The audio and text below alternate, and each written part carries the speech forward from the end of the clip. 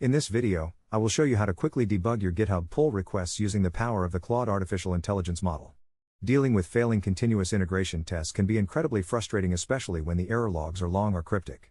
Identifying the exact root cause often feels like searching for a needle in a haystack, but you can significantly speed up your development workflow by using any modern large language model to analyze the output for you. The first step in this process is to go to your GitHub repository and locate the pull request that is showing a red light. Click on the details link next to the failing check to open the full continuous integration logs. Once you are there, you need to highlight and copy the entire output and the specific failing test logs that show what went wrong. After you have that information on your clipboard, head over to Claude and paste everything into the chat box. You should then provide a clear instruction by asking the AI to debug why this pull request is failing.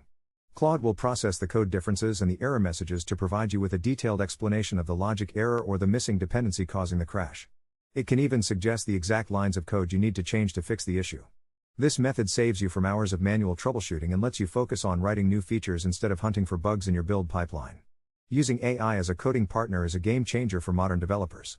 Thanks for watching, and I hope this helps you ship your code faster.